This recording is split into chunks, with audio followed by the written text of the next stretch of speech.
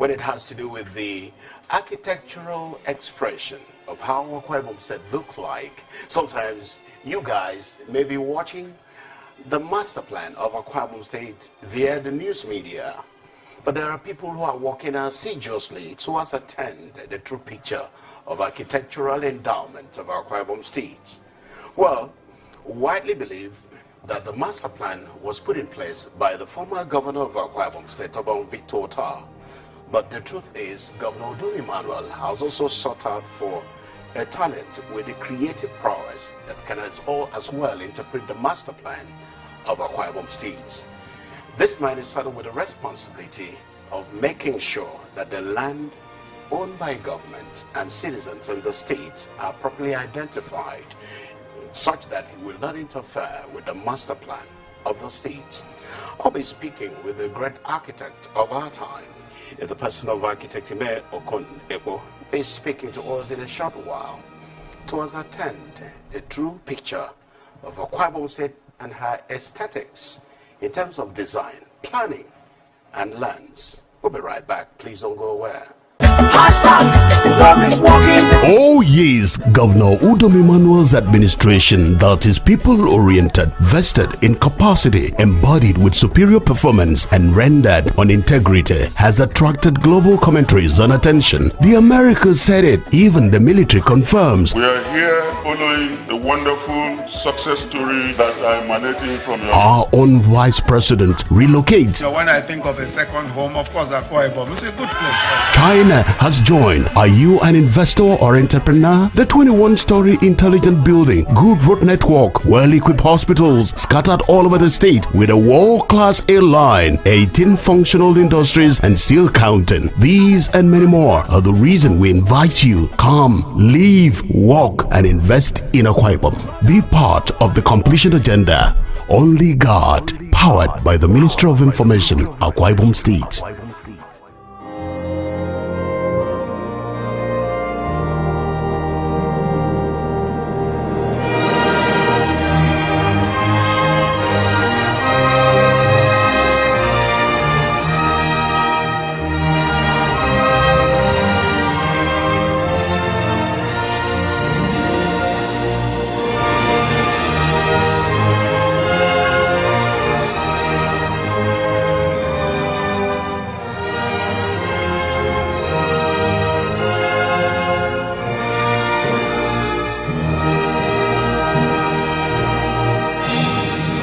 Welcome back. Well, the man in question, in time like these, when talking about architectural design of a society, land itself, it doesn't just stop there. Don't forget the basic necessities of life. Water is very paramount. But this man is vested with the responsibility of working in tandem to give report to His Excellency in two ministries. So he is more or less the fashola of Akwa Ibom State. And talking about architect Ime Ekpo, Honorable Commissioner, is good to have you. Thank you. Yes. Let's start this way. Is it necessary for us to talk about land by government when looking at land tenure system, as it were?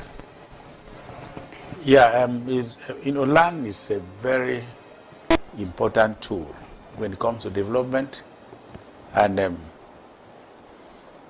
it's one of the items that is mentioned in creation. If you go to Genesis chapter 1, see that when God created the heavens and the earth, the Bible says that the earth was without form and the Spirit of God was floating on the water. If you go to Psalm 24, it stated clearly that the earth is of the Lord and the fullness thereof, and they that dwell therein. He has founded it upon the seas and established it upon the flood. So the land, as we have now, there is no development that is taking place in the air. So everything is on the land. That's why land is very, very important when it comes to development. We in the Ministry of Lands and Water Resources, we are charged with the management of government land efficiently and effectively. And we cannot just jump into the management of land without adequate planning. Asomotang His Excellency, the State Governor, Mr. Udom Emmanuel, that development in Akwa Ibom State during his tenure is not haphazardly done.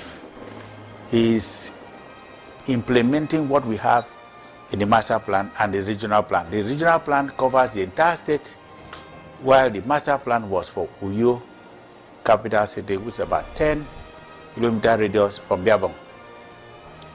You can see that the Ring Road 3 and 2 that are under construction now are part of the implementation of the master plan. So much thank His Excellency the Governor to saying that these things are done according to plan. Nobody can start development without adequate planning. And that was what informed the first governor of Akwa Ibom State, Colonel Tunde Ogbeha, as at then, to appoint a firm of architects and planner that was headed by architect Obong Victor Ta, to carry out the master plan of Uyo and the regional plan of the entire state. So our duty here in Ministry of Lands is to ensure that we implement the master plan to the letter. Okay, Honorable Commissioner, let's come back home a little bit. That has to do with Akwa Ibom State in terms of land ownership. It's like government owns almost all the land.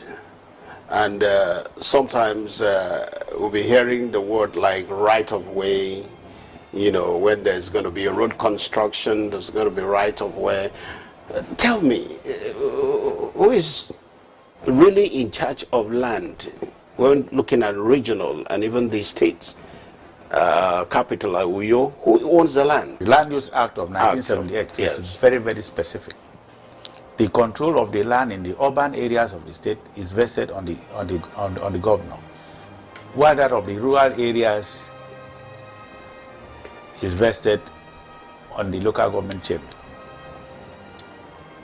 That is to say, you know, in between there is an overlap. Okay. Like your capital city as it is now does not extend to Wikono. It stops just a little after on a back road, a little after the teaching hospital. So what happens from there to Ikono, which is a border town between Uyo and Abak?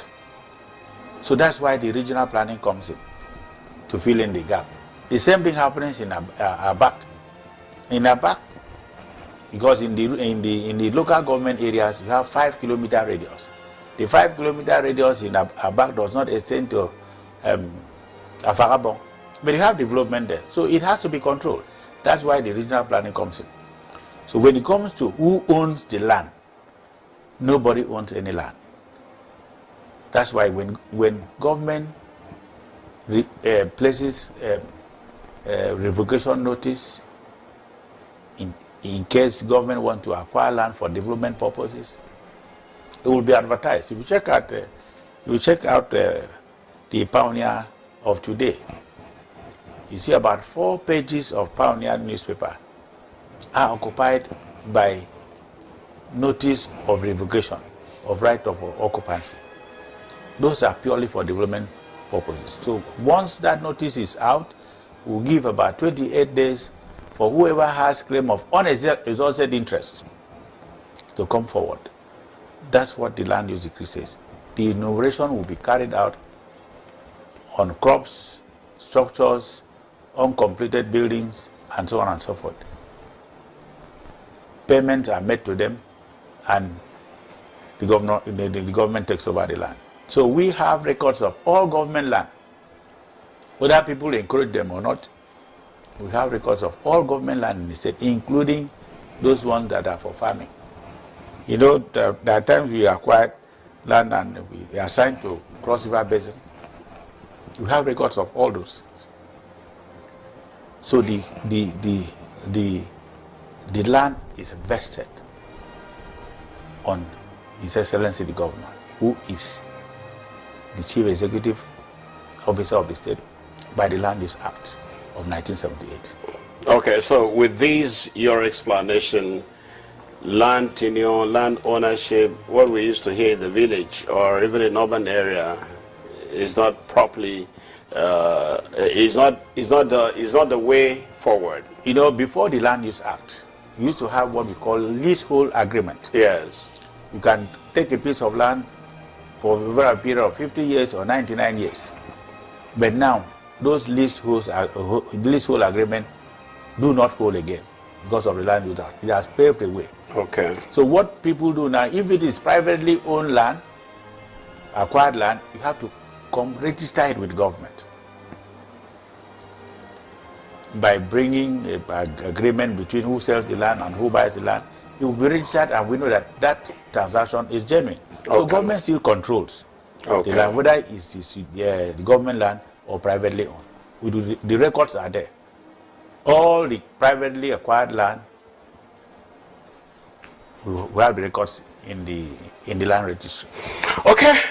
If you just join us, I'm playing host to architect Ime Ekpo, is the Commissioner for Lands and Water Resources. This gentleman has been a career civil servant. He has worked in several capacities, and he has become a darling of almost all the governors because of his prowess in his chosen profession as an architect.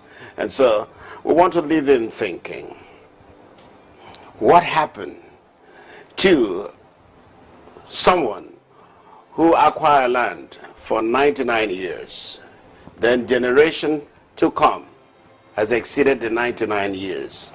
Who takes ownership of such land? Who takes ownership of such landed property? These are some of the issues we want to ask him. And then demolition, which is giving him a whole lot of headache. You build on government land without permission or without due diligence, or you don't have any C of O, and your house is being demolished. Who paid for it? We'll be right back after the break. Please don't go away.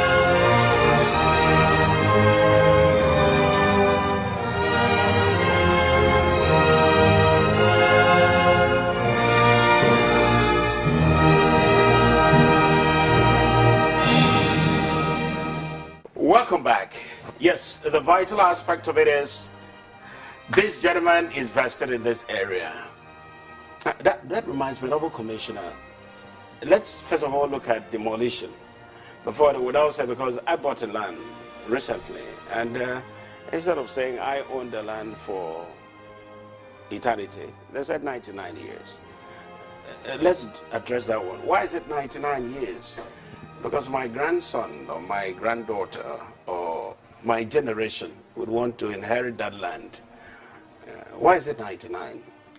That's why I said in my earlier reply to your question, yes, that those things are old-fashioned. Okay. Land tenure is not for 99 years, for a maximum of 50 years.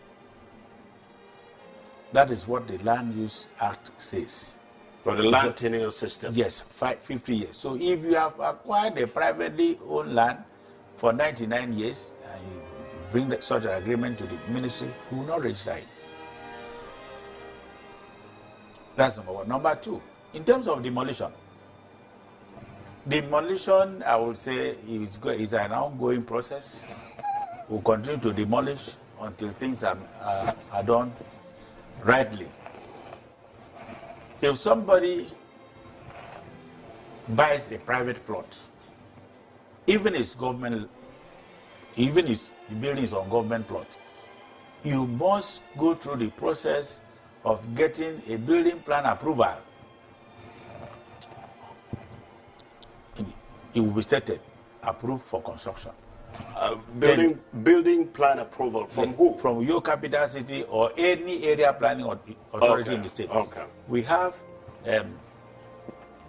30 area planning offices in the state, that is in the respective local government area, and your capital city, making it 31. 31.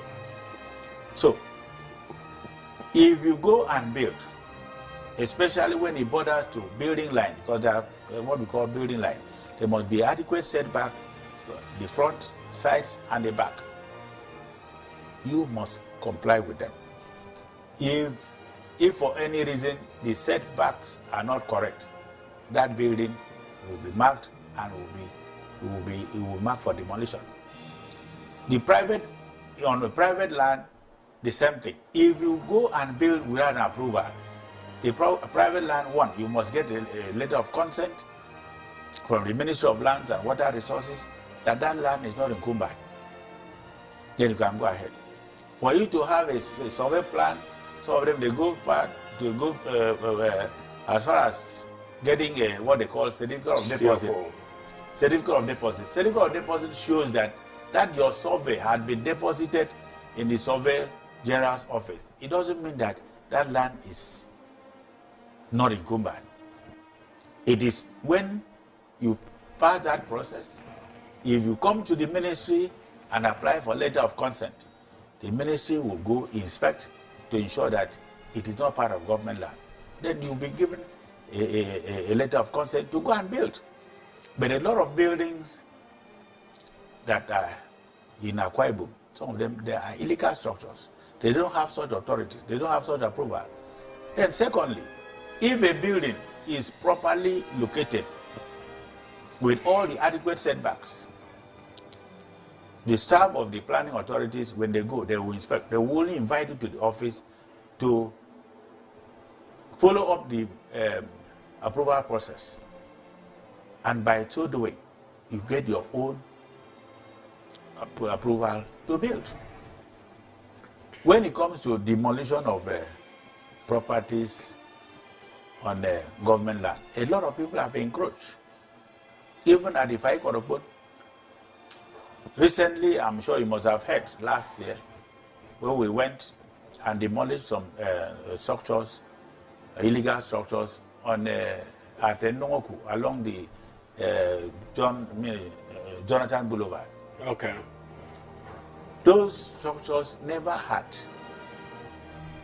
any approval because that land, you can see, is contiguous with the Akwa Ibom Estate and Akwa Estate. Yes. It was long acquired in 1992 or 1993, because as at 1994, when late Chief Itaba Seto was the chairman of your capital city, he was the one that started the Akwa Ibom Estate. Akwa Ibom Estate was given to Apiko. And that area of land bordering on Nongoku, close to, bordering on Jonathan Boulevard and Nongoku, that government reserved that land for future development. And you were there during the 30th anniversary of the state that the governor promised the 7 generals of Akwa Ibom origin that they were given land so that they can encourage them to come and build in the state. Yes. So the land was given to them, and people still went and started encroaching. So we wanted, as government, to let people know that government can not only back, but it can bite. What do you do to those, perhaps, most times somebody will go pick up a land, God forbid, like this, your office, somebody will go and put a tag that it's for sale. And an innocent person, somebody come back from somewhere and just buy a land like that. Is there any structural pattern for Akwa Ibom people to know, visitors alike, that before you acquire land, these are the procedures you must go through? Anytime I have an opportunity to be on the air, I've been advising prospective developers, come to Ministry of Lands, not seeing somebody around the corridor, you make inquiries. No. Because the person that you see along the corridor might not even be a staff of the ministry. Write a formal letter of search, who conduct search and advise you appropriately. A lot of people don't like they're doing that. Even when I had a meeting with the Paramount of Uyo about 2 weeks ago, he said that some buyers don't even make inquiries with the village heads to be sure whether that land is free or not. That even they sign agreement on top of their cars and leave. At the end of the day, they will run in trouble. You can't rule out the art of fraudsters anywhere in the world. They're still around, and you have to be aware. So I advise any prosperity developer to come to the Ministry of Lands and Water Resources, file a request of a particular location of land that he wants to buy. We carry out search and we reply accordingly. If it is free, we'll tell him it's free. That's a good one. Okay. So you've listened to the Honorable Commissioner. Don't just go buy land. Some of you staying abroad, you don't just come and buy land. Don't get influenced by the fraudsters who go by selling government land. At the end of the day, that your building or structure will be demolished. Honorable Commissioner, let's get to the architectural planning of Akwa Ibom State. Let's start from the state capital. Are we following the architect Victor Tal-led master plan for you? Absolutely. You know, like I said, the master plan was initiated in 1988. And the master plan is based on a concentric pattern radiating from a point. That's why you have ring roads. You have the ring road one radiating from a point called Ibom Plaza. You can see the first one, which is not even complete, is that bypass that comes from Ime Ekpo Road to Oron Road. Then the second one that is noticeable is the Ring Road 1. Now been completed, totally built, which is from Atiku Abubakar, cutting through Babangida Avenue, then Sika Idwok, then the Akwa Avenue. That is a complete second. That one has been done. Then the second ring road starts from a back road where you have Mbebeng filling station. Okay. It takes you to a car road roundabout. That one is under construction now. But the other end of it, which is from the Akar Road roundabout, you can see the Udonoma Avenue emptying into Oron Road. Then the third ring road starts from Ime Ekpo Road to Idoro. That is the only one, to Idoro Road. That is the only aspect of the ring road 3 that work has not started. Though we have reopened it so that people will know that that road is there. Because the experience we had when we were reopening Ring Road 3 in 2017, we saw that a lot of buildings were erected on the road. None of them had approval from government, from your capital city. So people went and deceived them. I can still remember before 2017, the last time those roads were reopened was in 2004. So what am I saying? That the master plan of Uyo, starting with the road, has been fully implemented. Where you have housing estates, like the Biabong housing estate, people call it Shelter Africa. Shelter Africa is just a small portion of it. It's in Biabong, Noite. Now it has extended to Uruta. Then you also have the Anwa, Ifai Korokbon housing estate. You also have the Ibaku housing estate. Those, if you look at the master plan, they are there. You have the industrial layout. The industrial layout we have in the state, there are 2. One at Akar Fort. Those ones we call light industry estate. Where you have the Champion Breweries, it's part of the industrial estate. Then you now have another one at the Itam on the Uyo Ime Ekpo Road. It's still within Uyo capital city. Then you talk about educational, commercial. Yes. Behind us in the secretariat, you have a commercial layout at Tana Fort. Then you also have the bank and offices layout at Itiam, which overflows into Afai Korobion, where you have the 21-story building and the International Christian Worship Center. Yes, I also come to that International Worship Center. So when you look at the planning of Uyo or the implementation of the master plan, it has been followed 100%. Recently, you just moved the Abacha where Abongota had earlier, built. It has not been that. People are saying, why now? Why moving them now? Why do we have to wait so long before we can relocate them, taking into consideration the hygienic condition of where they were before? People don't like, a lot of people don't like change. When I will say change, that is the only thing that is constant in the world.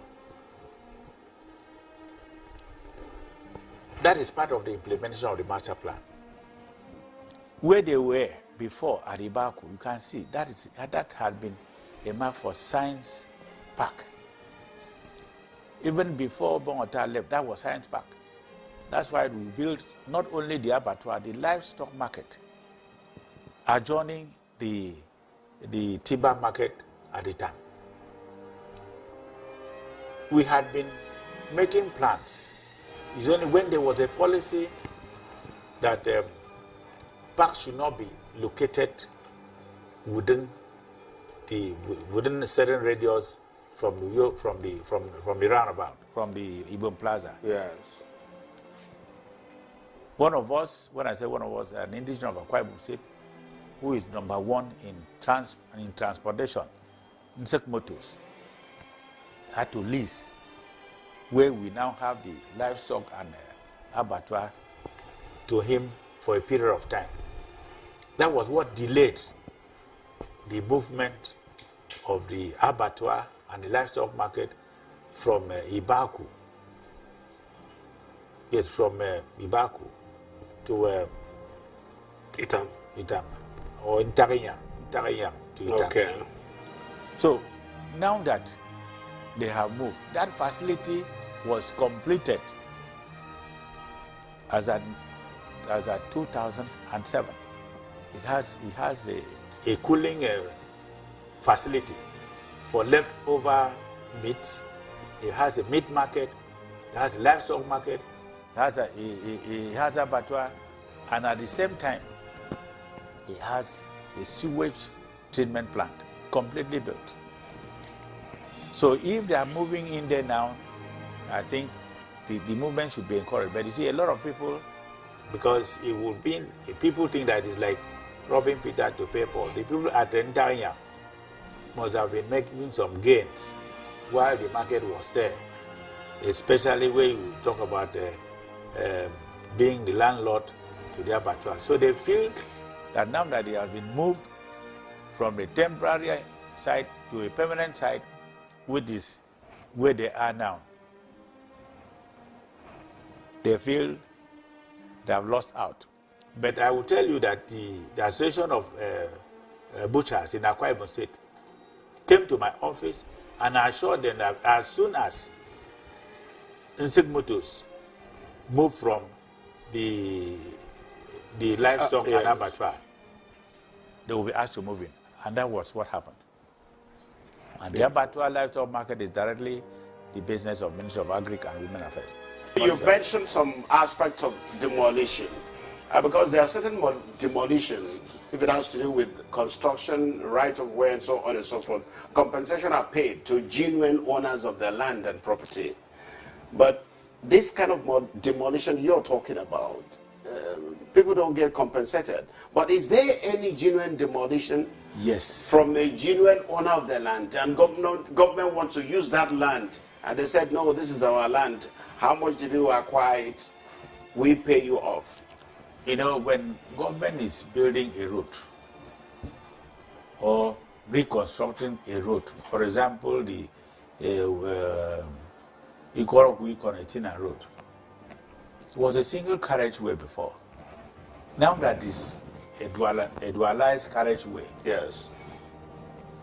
A lot of, when you talk about the right of way, some it can be 60 meters.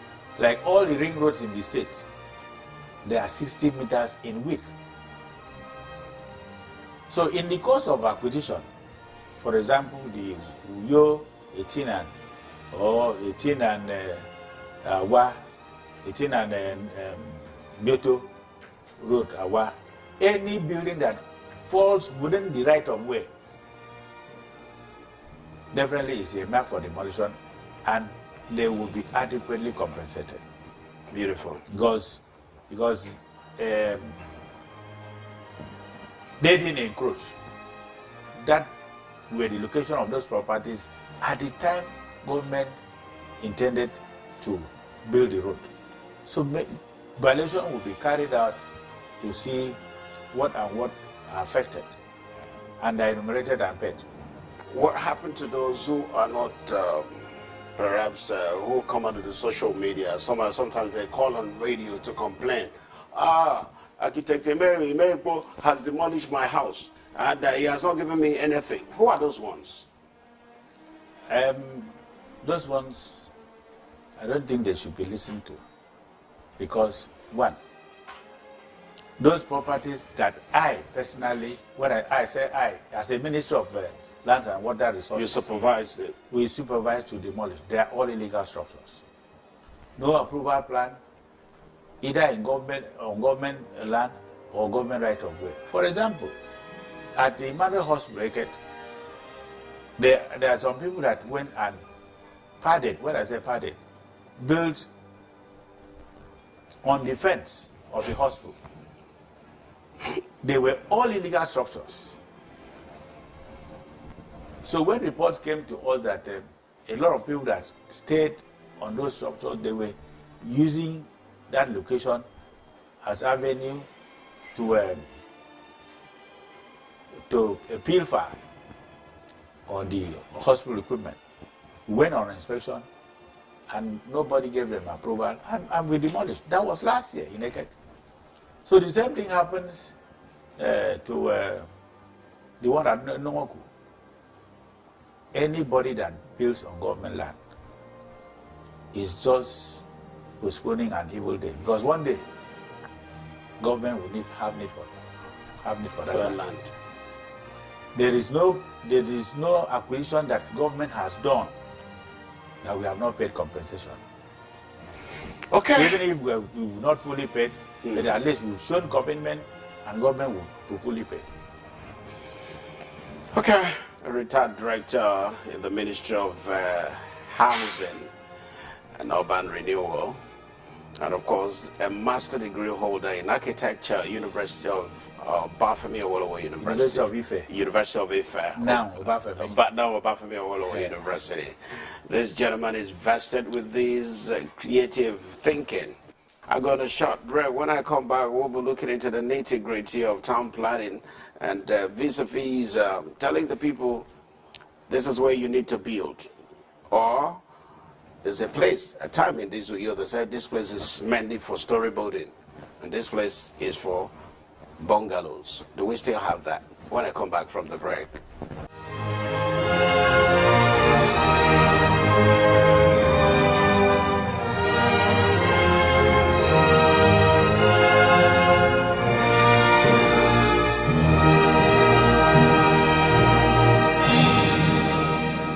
Welcome back. Yes, Honorable Commissioner, there was a time in this year, though, giving instruction, you don't build bungalow here. This place is strictly for story building, high-rising building. Just like Governor Do Emmanuel is building at Udodoma Avenue, where you have the 21-story intelligent building for commercial and private organizations. Do we still have that in the master plan? Definitely, when it comes to development along the ring roads, we have specific standards that the building must meet before approvals are given. And if you look around, all the ring roads, all the dual carriageways, like the Oron Road, or even the Babangida Avenue, Atiku Abubakar, any structure that is coming after 1994 must be at least a 2-floor house, that is a ground floor and a suspended floor. Apart from that, you see, Akwa Ibom State has an area of about 7,081 square kilometers. We don't have much land space. Azumotang, His Excellency, who is leading by example, by erecting a 21-story structure. you can see the space that that building is occupying. If he had want to spread the 21-story structure as bungalows, I think it will occupy the entire bank and offices layout. And we also will want to encourage those that have buildings around, so that the landscape, the overall landscape will be harmonious. That from 21, we don't want to see a 2-floor house. It has to be a minimum of 10, 14 stories, so that they can complement. If you start building a 2-story structure or 3-story structure, it means that the 21-story structure will be isolated. It will look isolated. What do you do to people who own houses, structures that are aging, like what you're having in Lagos now, that building do collapse, kill people, and so on and so forth? There are certain structures that are close to the city center that are not supposed to be there. Some of them are up to 50, 60, 70 years. If you go to Barracks Road, there are certain structures there. What do you do in this kind of structure? What is government doing to curtail what we've witnessed elsewhere? I think any well-designed and built building is supposed to have a minimum lifespan of 40 years. That is when you know the cost of that building. That's why in building economics, we have what we call cost in use when it comes to building. It's not just the initial cost of erecting that building, but the maintenance cost over a period of at least 40 years, which is the expected lifespan. You see, if you go to some communities, even in the UK, US, you still have old structures. But the good thing is that they are maintained. So we will also ask the planning authorities, for example, in New York, no matter how old that building is, if it is well maintained, it will look nice. But if the building must give way for another one, then it has to comply with the planning standard that we have, which is on Barracks Road, like you mentioned, it must be a minimum of 2-floor house. 2-floor house? Yes, which is the ground floor and a suspended floor.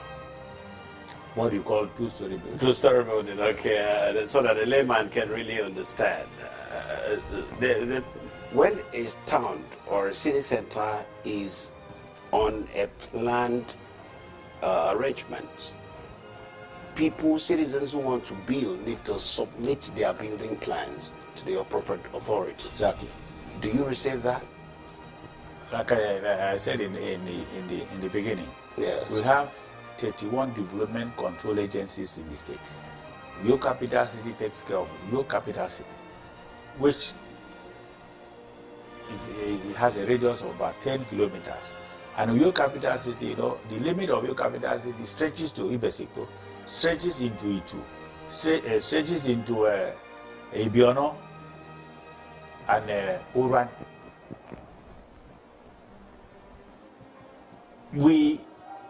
Then after the limit of your capital city, the area planning offices take over. Okay. A lot of people are in Akwa Ibom, a lot of people are stubborn. Some of them, they go ahead, even when you have marking stop work, they go ahead and build.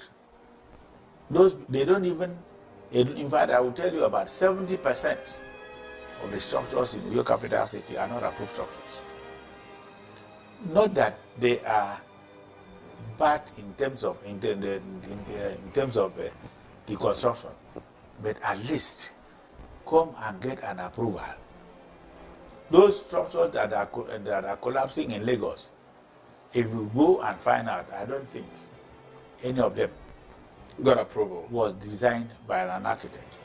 A lot of people would like to cut corners. They feel that architect can charge them much. But if an architect designs a building, definitely he must give to a good structural engineer who will determine the stability of that structure. And he goes on supervising. Any history of collapsed structure, even in Akwa Ibom State, go and see. That structure, even if it was designed by an architect, was not supervised by an architect. Because when people think about building, they just think about erecting a wall and putting a roof over it. In building, there are a lot of things you take into consideration, especially when it comes to the width of a particular structure. If you are going to roof it with timber, it should not extend, it should not go beyond 10 meters width. But if you must extend beyond that, I would advise you use steel.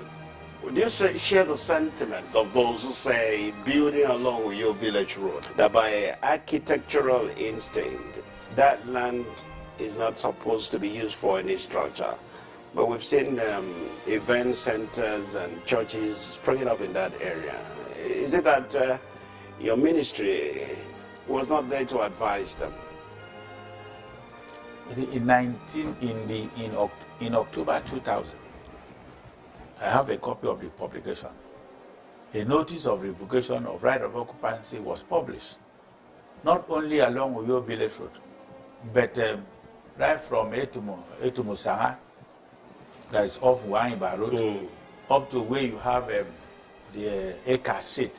If you go there now, you see it is a popular suya spot. Then Uyo Village Road. Because of the active nature of the ravine, government had advised, with the revocation notice, nobody was supposed to erect any structure there. It has also empowered government to demolish any structure. In fact, all structures along the Uyo Village Road that was erected after 2000, after October 2000, when that publication was met. So those structures that are there, they are just waiting for their time to be demolished. None of those buildings have been approved for construction. They are just there illegally. What can we use that place for as a town planner? That place was revoked for the purpose of forest reserve. Okay. You know, when you have an active ravine, you don't have to plant there, you don't have to build. What you only do is grow trees and grass to check the erosion, so that it will stabilize with time. But when you see how people going there to farm, you see how people going there to build, you are disturbing the soil. And definitely, if I passed through there this morning, I still look towards the CCC side, it's still cutting. Yes. Why taking Science Park to your village road then? Because I've seen some structures being erected, sometimes at the ravine area of the... No, when I say your village road, it stops at the road coming from Faraku into the Betong. Okay. That's your city. That's from Barracks Road. Immediately you pass behind the Uyo local government office secretariat. It's very descriptive enough. It's not ambiguous that there should be no structure. Architect Ime Ekpo is on my hot set, and of course you've listened to him talk. It's very important that we get this information so that you don't go encroached on government's land. According to him, you're just waiting for days you'll be demolished. Yes.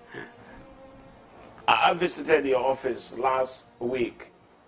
I came here with Solo last week, yes, precisely.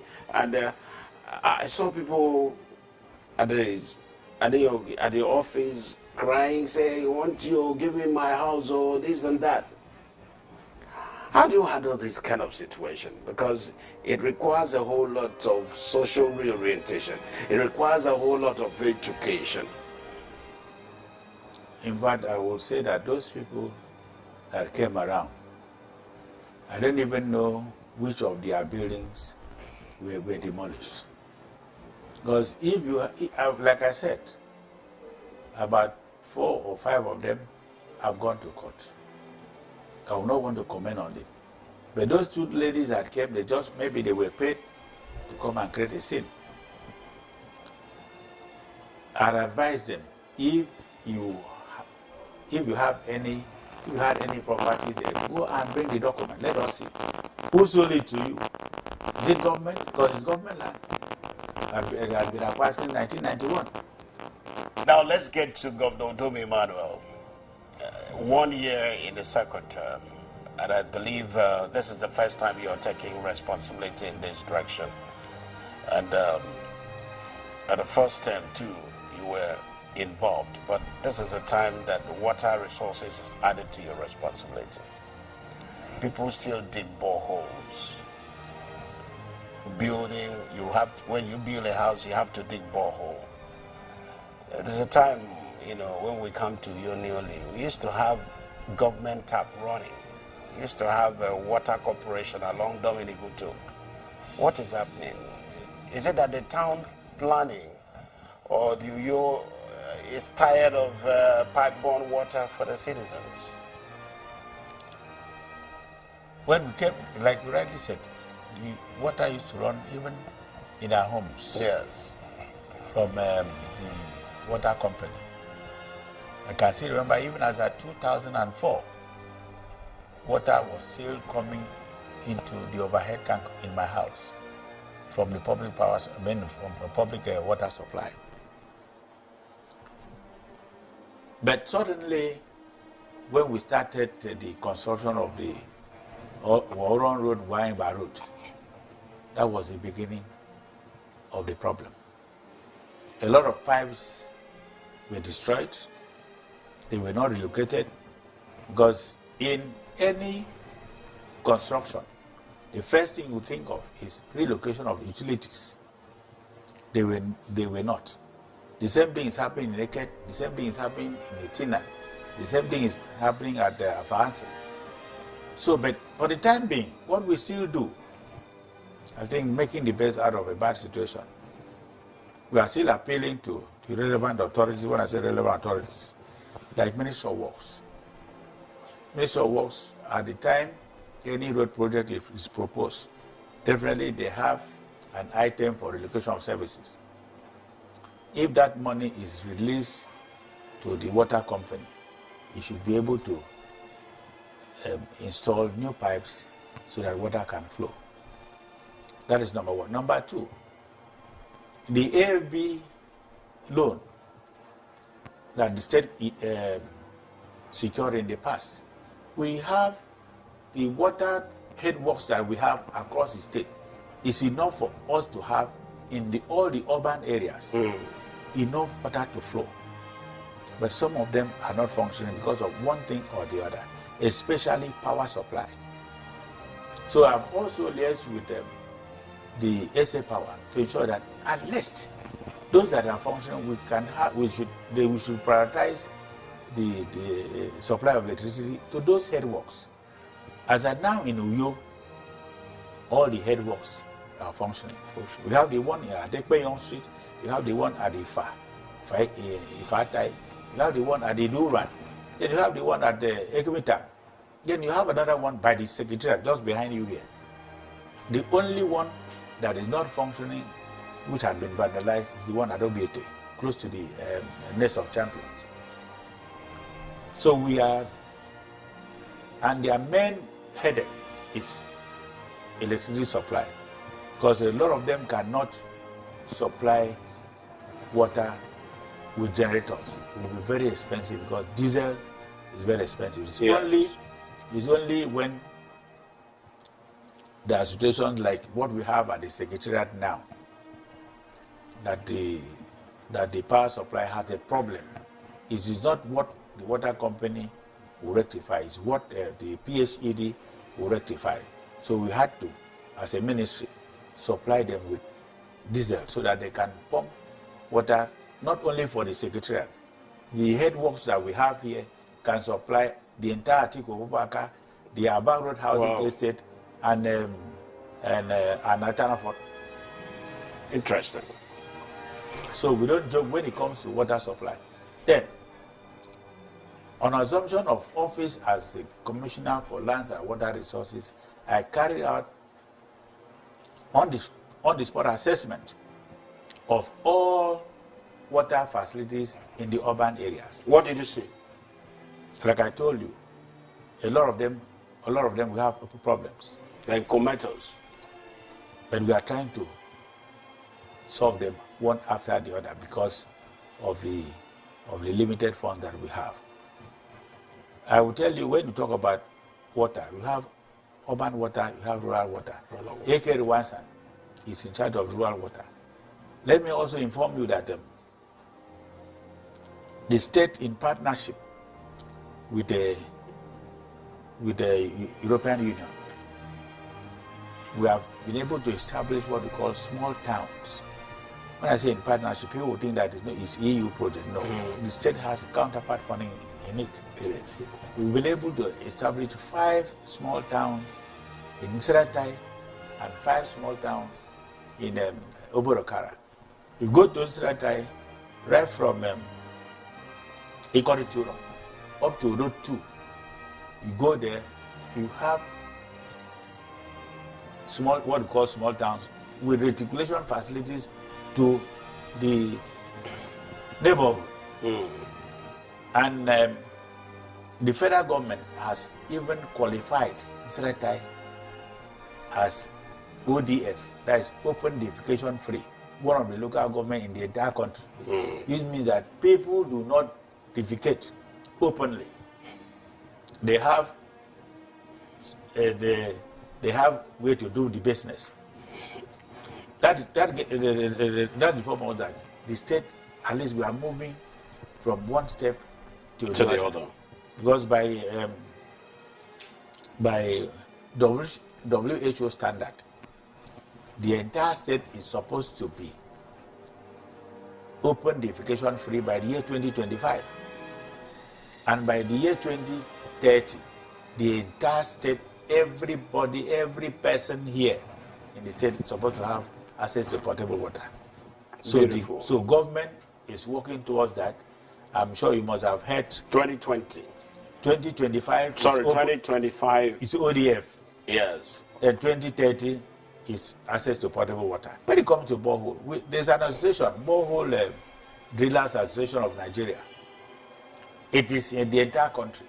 They came here and they are also working in partnership with the state government to ensure that, any plumber now or any welder feels that he can drill a borehole, immediately he hits the water, whether it's clean or not.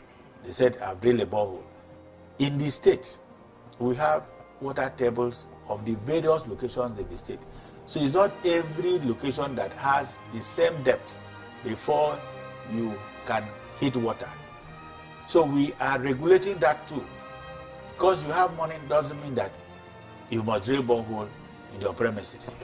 Okay. You see, when we have to first provide water, and borehole will be optional. You see, there's even standard that from between the first borehole or one borehole to another, there must be at least a safe distance of 100 meters.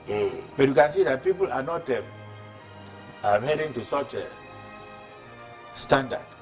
And I'm afraid when it comes to the effect that such a neglect will cause, it might amount to a lot of loss. And what we are also doing, apart from having the borehole, we must make sure that the water that comes out of it is potable.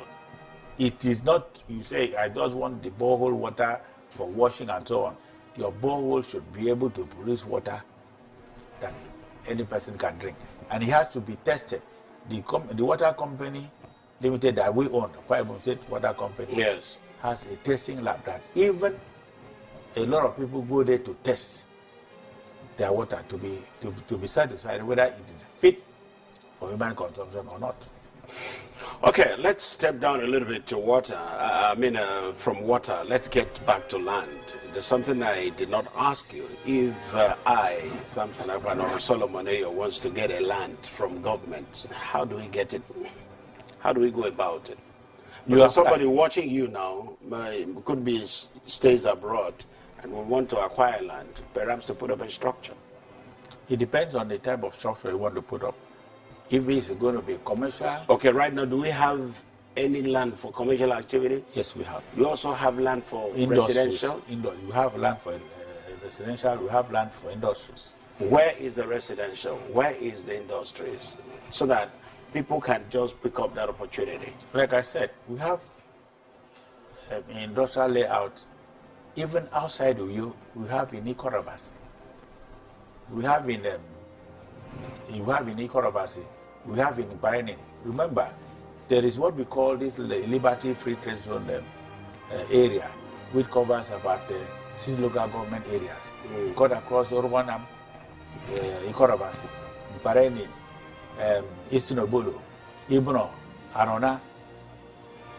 So those are areas that are earmarked for industrial purposes, though they are intermixed with the residential and commercial. Then we also have the Ibom Industrial City, covering an area of more than 12,000 hectares, because the Ibom Deep Sea Port takes 2,565 hectares out of the 14,500 hectares of the entire Ibom Industrial City. So if you do the arithmetic, we still have a leftover portion of more than 12,000 hectares. So when you apply, you have to be sure that, one, your intention is genuine, because there are a lot of people that will apply and will want to sell. You see, anybody that has intention to build an industry, you give you land.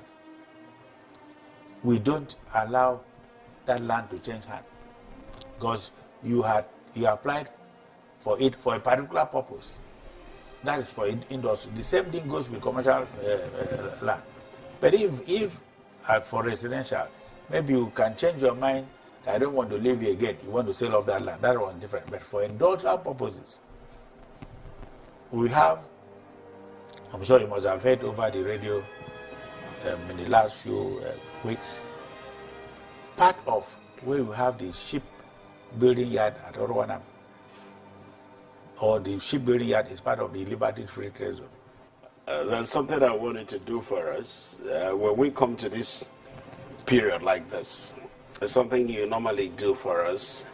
You use this opportunity to congratulate the governor, your staffs, and anybody you want to say, you want to talk about, your permanent secretary, those who are working with you, congratulating the government of Akwa Ibom State for a year in the office, the second term of His Excellency.